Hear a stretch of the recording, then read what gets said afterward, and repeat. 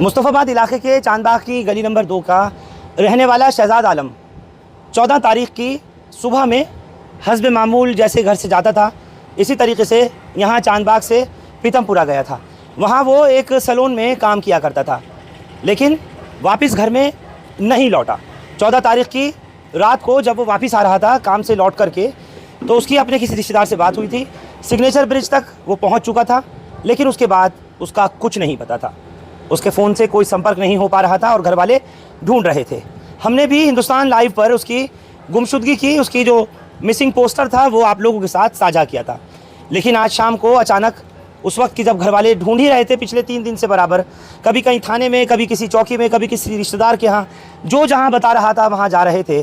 शाम को जब पता लगा कि खजूरी के नाले के पास, यानी जो सिग्नेचर ब्रिज के नीचे का हिस्सा है, वहाँ उसकी डिकम्पोज्ड हालत में बॉडी मिली है शहजाद आलम की, तो तमाम घर वालों के, तमाम रिश्तेदार और अहल वयाल, अजीज़ व अकारीब के, उसके दोस्तों के पैरों तले ज़मीन निकल गई कि आखिर ये क्या हो गया। बेहद ही मिलनसार, खुशमिजाज वो लड़का शहजाद, और वालिद से उसकी बहुत अच्छी ट्यूनिंग थी। उसके जो वालिद हैं मरहूब आलम, वो भी ढूंढ रहे थे कि बस किसी तरह मेरा बच्चा मिल जाए। इस वक्त मेरे साथ में शहजाद के ताऊ जी मेरे साथ में उसके हैं। मुझे ज़रा बताएं, आप लोग सब ढूंढ रहे थे उसको, पूरा परिवार ढूंढ रहा था, ये क्या हुआ, किस तरीके से, कुछ समझ नहीं आ पाया?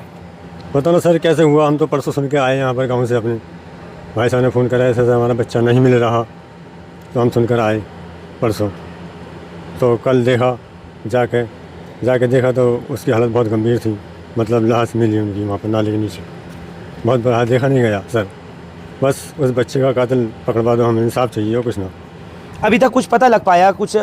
क्योंकि अभी तक लगभग 10 घंटे के आसपास वक्फा गुजर गया उसकी लाश मिले हुए, लेकिन जिस तरह से बॉडी हमने देखी है, तस्वीरें और वीडियोस, मैं आपको बता दूं, आप लोगों को मैं शेयर नहीं कर सकता, उसको हिंदुस्तान लाइव पर नहीं दिखा सकता। बॉडी बिल्कुल दिखाने की कैफियत में नहीं है।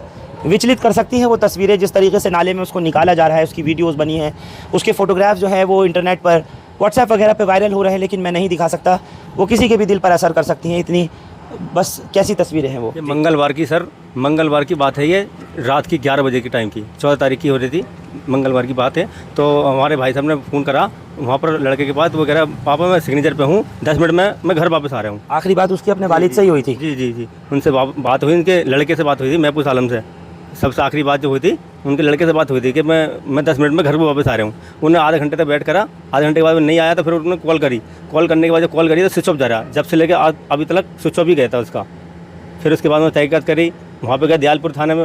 हमारे भाई साहब थाने में जब गए, मतलब 14 तारीख की रात से ही ढूंढना शुरू कर दिया था? वहाँ से डटोल मारने लगे। फिर वो लड़के जो है वो ढूंढने के लिए वहाँ पे वहीं क्या नाम है उसका, सिग्नेचर ब्रिज पे गए, तो वहाँ सब में डटोल मारी, तो कहीं भी कुछ उसका पता नहीं लगा। एक बहुत भाई साहब उनके दोस्त उनको लेके गए, आलम भाई को दयालपुर थाने में, थाने में ले गए उनको। तो वहाँ पे उन्होंने लिखा, तो मैं एक पर्चे पे सादे पे लिखा, सब बयान जो बताया उन्होंने लिखा। तो उन्होंने कहा भाई कहाँ से काम करता था वो, उन्होंने वहाँ पंजाबी बाग का बताया। तो कह रहा भाई ऐसा भी हम रिपोर्ट नहीं लगेंगे। रोजाना चांदबाग से पंजाबी बाग जाता था? जी जी जी, रोज आ जाता था वो। अच्छा। हाँ, यही टाइम आता था, 11 बजे से आ जाता था, 11 बजे तक तो वो घर वापस आ जाकर। सुबह कितने बजे निकलता था? 10 बजे 9:30 बजे तक निकल जा करते हैं जी। और रात को जो है वो 10-11 बजे आ जाता था? ठीक है। फिर जब वहाँ पे थाने में रिपोर्ट कराई तो उन्होंने तहरीर लिखी। फिर 15 तारीख हो चुकी थी, फिर दूसरे दिन तो वहाँ पर पहुँचते 5 बज गए, समझ लो 5 बज के बाद उन्होंने लिखी उन्होंने तहरीर अपनी वहाँ पर पंजाबी बाग में। तो वहाँ पर अपनी फिर उन्होंने तहकीकात करी। मना कर दिया था उन्होंने दयालपुर थाने में कि यहाँ का केस नहीं है ये, और आप वहीं पे FIR कराओ। तो यहाँ से पंजाबी बाग गए खालू हमारे, मेरा खालाजाद भाई है वो। सुबह यहाँ से 9:30-10 बजे के टाइम पे निकलता था, 10:30 या 11 के टाइम पे वो वापसी आता था। हाँ, वो घर नहीं लौटा। उसको लास्ट में उसके भाई ने कॉल की, जिसका नाम महफूज आलम है। तो उसने कहा कि मैं 10-15 मिनट में आ रहा हूँ। तो उसने कहा कि तू वापसी में रोटी ले आना, इसलिए टाइम लग गया। कि उसने सोचा चल ठीक है, रोटी लेने में टाइम लग गया होगा। जब ज़्यादा टाइम गुजरा तो उसको दोबारा कॉल की तो फ़ोन स्विच ऑफ था। तो जब ज़्यादा टाइम और गुजरा तो ढूंढने के लिए, हाँ, यार दोस्त भाई उसके सब ढूंढने लगे, उसको नहीं मिला। रात को 2:30 बजे उसने अपने पापा को कॉल की, जो कि हार्ट पेशेंट है, इसलिए उसके अपने पापा को उसने इत्तला नहीं दी थी कि पापा के दिल पर असर नहीं हो जाए। जब ज़्यादा वक्त गुजर गया तो बर्दाश्त नहीं हुई, तो उसने अपने पापा को फ़ोन किया कि पापा ऐसे बात है, भाई घर पे आया नहीं आया, उसने तूने मुझे पहले क्यों नहीं बताया। उसने अपने पापा से कहा कि मैंने तुम्हें बता दी। हाँ, वो मुझे आगे की पंजाबी बाग पहुँच गए वो। वहाँ पे ढूंढते फिर वहाँ जाके उन्होंने सारी बात थाने में बताई। वहाँ पे FIR हो गई है, और वहाँ के जो IO हैं वो गौरव सिंह नाम है उनका, जो कि हाँ रिपोर्ट बताई। ये बताइए, आज जब ये शाम को, हाँ, ये बोला आज की जो बात, आज जो बॉडी मिली सर, मेरे पास 11 बजे फ़ोन आया लगभग। हाँ, हम भाई सब एक सब बैठे हुए थे, तो हम थक घूम फिर के आ गए यहाँ पर बैठ के, हैं बैठ के आ गए। तो फिर उन्होंने एक हमारे यार मिलने वाले ने वहाँ पर जा रहा था, वो उन्होंने भीड़ देखी वहाँ पर इसको खजूरी में भीड़ जब देखी तो वो कह रहा यार देखी, तो उन्होंने फिर तुरंत देखा कि भाई एक बॉडी पड़ी है।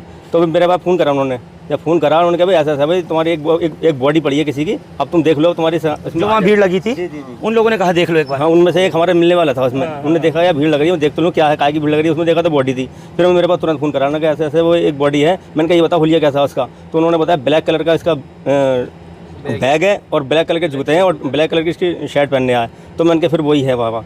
तो फिर हम आनंद फार्म में भाई मिलके एकदम पहुँचे, तुरंत देखा तो फिर वही निकला, पहचाना उसको जब। लेकिन बॉडी का जो हालत बहुत ज़्यादा ख़राब उसकी हुई थी, डिकम्पोज, इतनी गर्मी के अंदर जो है वो बॉडी वहाँ पड़ी हुई है, पूरी डिकम्पोज हालत में मिली है लाश। उसके पास मैंने सुना है कि उसका मोबाइल जेब में से निकला। जी सर, उसका मोबाइल जेब में ही था, जब सब चीज़ वारदात पूरी सब उसमें था, बैग भी ऐसे रखा हुआ था और मोबाइल भी उसके जेब में रखा हुआ था। मतलब किसी तरह की कोई लूट नहीं हुई है? लूट नहीं हुई, मतलब उसको जो वहाँ मार के जो डाला है इसमें खजूरी वाले नाले में, वहाँ उसका मोबाइल, उसका बैग, उसका पर्स, सब कुछ उसके पास से निकला है, कोई किसी चीज़ की लूट नहीं हुई? सर हमें तो इस तरीके से डाउट लग रहा है जैसे कि वो उसके ऊपर झपटे, वो भागते हुए रहा, भागने के बाद में उन्होंने थोड़ी सी सहालत देखा कि भाई यहाँ से निकल जाऊँगा मैं, जैसे निकल जाए उसके पैप रात का टाइम था, अंधेरे में दिख नहीं पाया होगा से, जब पैप के ऊपर से कूदा दूसरी से कूद के निकल जाऊँगा मैं, तो वो उससे कूद नहीं पाया, पार नहीं कर पाया, तो वहीं से नीचे आ गया। ये फरहान भाई ये सिर्फ अपना अंदाज़ा बता रहे हैं, रियल कहानी क्या है हमें नहीं पता है। लेकिन बिल्कुल अभी तक ये बात क्लियर नहीं है कि उसका किसी ने मर्डर किया या वो अपने आप को बचाने के लिए वहाँ भागा, वहाँ खुद गिरा या उसको ले जा करके मार कर वहाँ डाला। ये बहुत सारे सवाल हैं। ये एक ब्लाइंड मर्डर केस है जिसकी गुत्थी पुलिस को सुलझानी होगी। थाना दयालपुर हो या फिर ये थाना पंजाबी बाग का, ये जहाँ जाता था पीतमपुरा इलाके में जिस सैलून में, वहाँ की पुलिस हो, पुलिस इसको देखे, इस पूरे मामले को इंसाफ माँ बाप को मिलना चाहिए, किसी तरीके से पता लगना चाहिए कि आखिर ये वाक़या है तो है क्या। और शहजाद आलम जिस तरह से 4 दिन से लापता था, उसका पता ही नहीं था, और वापस काम करके जब घर लौट रहा था उस वक्त उसके साथ में क्या वारदात घटित हुई, किस तरीके का उसके साथ क्या केस हुआ, अभी तक इस चीज़ के बारे में किसी को कुछ नहीं पता। जो खुशबुएं हैं, ये एहसास है, नजरों से उछल मगर रवैयों में बेपनाह उतर आती है, रूह की गहराइयों में समा जाती है। ये वही खुशबुएं हैं जो एहसास बनकर हमें खुद से रूबरू कराती है। क्या है ये रूह को छूती खुशबुएं? महज एक ख्याल, शायद एक एहसास। जमजम परफ्यूमर्स। लड़ाई झगड़ा कुछ ही नहीं, सुबह जाता था रात को घर आता था, कोई बात नहीं थी। और जब उसका पता लगा घर पे नहीं आया तो हम सब भाई दोस्त मिलकर सब उसको देखने लगे। 2 दिन बीते, 3 दिन बीते, फिर लास्ट टाइम सुबह फ़ोन आया, चलते हैं फ्रेंड का, चाचा के फ्रेंड का किसी का, कि ऐसे सब आते, वहाँ एक बॉडी पड़ी है, वहाँ जाके देखा तो उसकी बॉडी थी। प्लस क्या बोलते हैं, पुलिस वालों ने भी चलते उसकी लोकेशन दिए, तो काफ़ी टाइम देर के बाद दिए, तो खजूरी की दिखाई वो लोकेशन भी, तो वहाँ टाइम भी ज़्यादा हो गया था। ये अपील करना चाहते हैं उसकी डेथ जैसे भी हुई है, कैसे हुई है, नाले में से गिरा है या उसे किसी ने मारा है, ये तो पता चलना चाहिए फरहान भाई।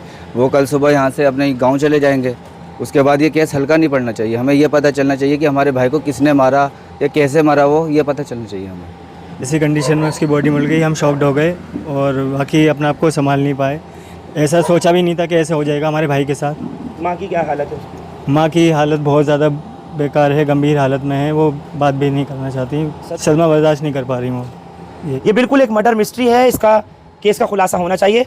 हमारी इस सिलसिले में जो डीसीपी हैं उनसे बात हुई है नॉर्थ ईस्ट डिस्ट्रिक्ट के राहुल अलवल से। उन्होंने बताया कि जो यहाँ ज़िला का स्पेशल स्टाफ है नॉर्थ ईस्ट डिस्ट्रिक्ट का, उसको भी लगा दिया गया है, थाना दयालपुर की पुलिस को भी लगाया है, ऑपरेशन स्टाफ को लगाया, अलग अलग टीम्स बनाई हैं इस मामले में जाँच करने के लिए। और बॉडी को पोस्टमार्टम के लिए वो GTB हॉस्पिटल में, गुरु तेग बहादुर अस्पताल में भेजा गया है, और पोस्टमार्टम के बाद में फिर अब परिवार वालों को लाश सौंपी जाएगी, और उसके बाद फिर ये उसको जो इनका आबाई वतन है, जो इनका सूबा है, वहाँ मुरादाबाद लेकर जाएंगे और वहाँ जाकर उसका दफीना करेंगे। यहाँ चांदबाग में नहीं दफनाएंगे। लेकिन पूरे इलाके में एक गम की, एक रंज की खबर इसी बात पे फैली कि शहजाद का सब लोगों से अच्छा मिलना जुलना था, मिलनसार था, और किसी से कोई कभी झगड़ा, कोई लड़ाई कुछ नहीं थी। अपने काम पर जाना, काम से आना, कोई रिकॉर्ड किसी तरीके का, कोई उसका क्रिमिनल बैकग्राउंड कहीं से कहीं तक कुछ नहीं था। उसके वालिद का भी अपना कपड़े का काम, भाइयों का अपना काम, मतलब सब पूरी फैमिली जो है वो वेल ऑफ है, अपना अपना कमाते खाते हैं। और ये बहुत छोटी उम्र में ही इस तरीके से घर वालों के बीच से चला गया। लेकिन मौत के कारणों का अब तक नहीं पता चल पाया है। माँ का रो रो कर बुरा हाल है। बाप इस कैफियत में नहीं है कि वो हमसे कैमरे पे बात कर पाएँ, उनकी भी कंडीशन ऐसी नहीं है कि वो अभी बात कर सकते। मैं फिर अपील करता हूँ दिल्ली पुलिस से कि इस मामले में शहजाद आलम के केस के बारे में पता लगना चाहिए कि आखिर इसकी मौत हुई तो कैसे हुई, किसी ने इसको ले जाके मारा, कत्ल किया या क्या किया। एक बड़ा सवाल है, एक बड़ा ये ब्लाइंड मर्डर केस की मिस्ट्री है जिसको पुलिस को सुलझाना होगा और इस परिवार को इंसाफ मिलना होगा। बहुत बहुत शुक्रिया आप लोग हमारे साथ इस खबर पर चांदबाग मुस्तफ़ाबाद से जुड़े। हिंदुस्तान लाइव फरहान याह्या यूट्यूब पर सब्सक्राइब कर सकते हैं और क्लिक कर सकते हैं बेल आइकन हमारी खबर की पहली नोटिफिकेशन के लिए। फेसबुक पर हमारा page Hindustan live Farhan Yahya follow और लाइक कर सकते हैं। Thank you for now.